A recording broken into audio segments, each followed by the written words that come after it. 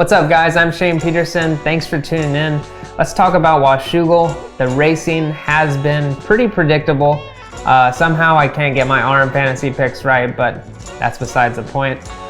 Sexton goes 1-1 on the day in the 450 class.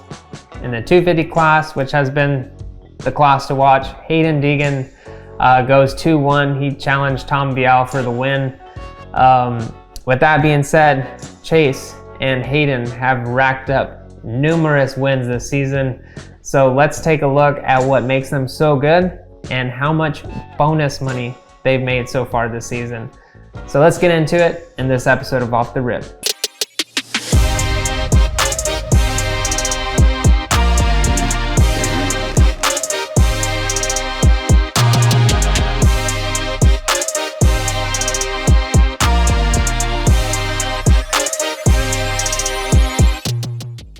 So I always like to start off the show with some wild moments from the race, but in this case, there weren't too many wild moments from Washougal.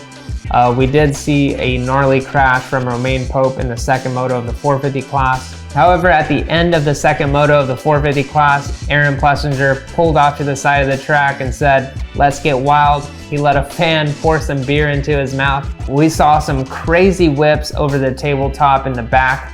We saw riders like Cochran, Hawkins, Deegan just getting loose over it. Another wild moment where I was like, whoa, was when Haiden Deegan aired out that wall jump at the beginning of the second moto. Levi Kitchen was another rider who aired out that wall to make the pass on Jalik Swoll. So those were all the wild moments from Washougal. All right, so let's break down this 450 class. Chase Sexton goes 1-1 again. That's the only fantasy pick that I got right, but anyway, it's a no-brainer when it comes to it because he's just had amazing speed, his technique, his endurance. He's the strongest at the end of the moto, and compared to the rest of the field, he's just been lights out that second half of the race. And we saw that, well, we kind of saw it at Hangtown when he came back from 40th to 1st, but we saw it at Southwick. He came back and passed Jet Lawrence and checked out. Yeah, Jet he said his legs weren't feeling good or he wasn't at his strongest, but still, that's where we've seen Chase really improve compared to last year. So he's building a lot of confidence, based off these sort of rides. Not only confidence is he's building up a fat stack of money. Let's talk about how much money he's made in just race bonuses from KTM. On average, or it goes around the industry that it's $100,000 for a race win or an overall win. He's had 4 so far, so 4 times 100,000. That's 400 grand that he's made in the past 5 weeks. So that's a pretty good month for a 24-year-old. To talk about Chase's teammate, Aaron Plessinger, the Cowboy, he's been riding really well as of late. Results don't show on paper, but he's been riding really well. He led most of the laps in Moto 1, almost pulled off a win, but he stalled it. And right now he sits 4th in the championship. He's 3 points behind Justin Cooper, so that should be interesting to watch to see if he can move up on Justin Cooper. 2 riders who I expected to be on the podium, who I had for my fantasy picks that were not there, was Justin Cooper and Hunter Lawrence. Justin Cooper, he's been riding really well, but he had a hard crash in the second moto. He ended up finishing 7th, so he placed 5th on the day. We should expect to see some great rides out of Justin Cooper moving forward. Unadilla is up next. That's his hometown race, so you can expect him to do good. It also is a contract year for Justin Cooper, so he's wanting to put in some good rides to impress Star Racing Yamaha to stay with that team, or for any other factory riders that might be looking at him.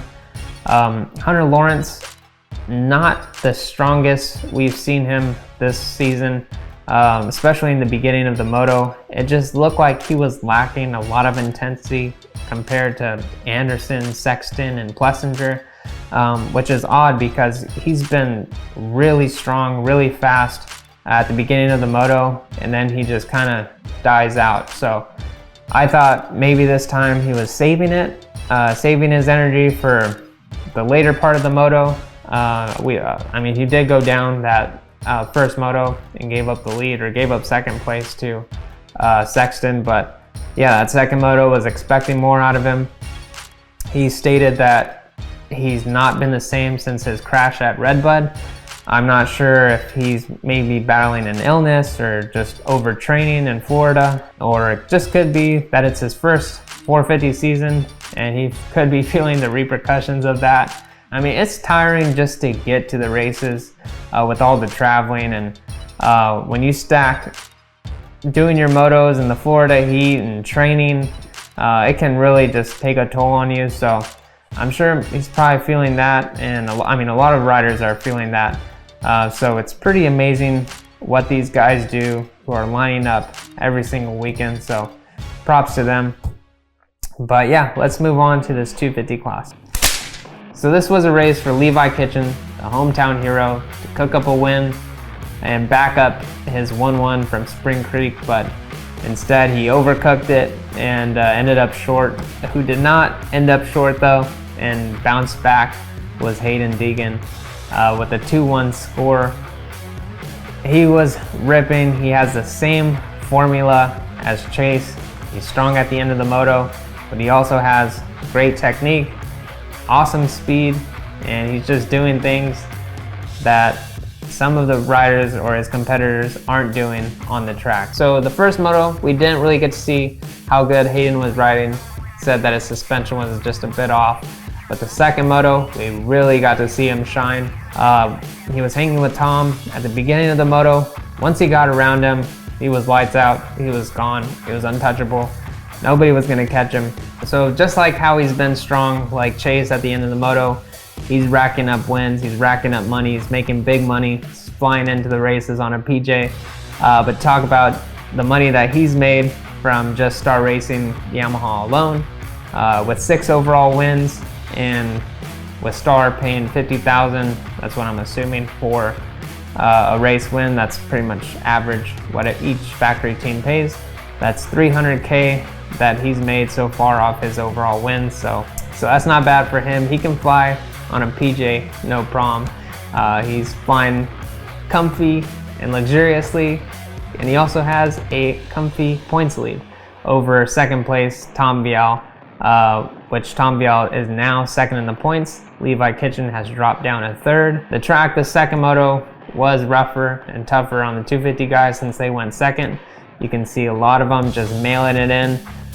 So I'm sure a lot of riders are looking forward to the break. Mechanics, team personnel, you name it. I'm sure they're all looking forward to it. So we'll see who comes out swinging at Unadilla. I'm pretty sure it's going to be the same top riders that we've seen all season. But I'll be here on Off the Rip, talk about Unadilla with you guys. Peace.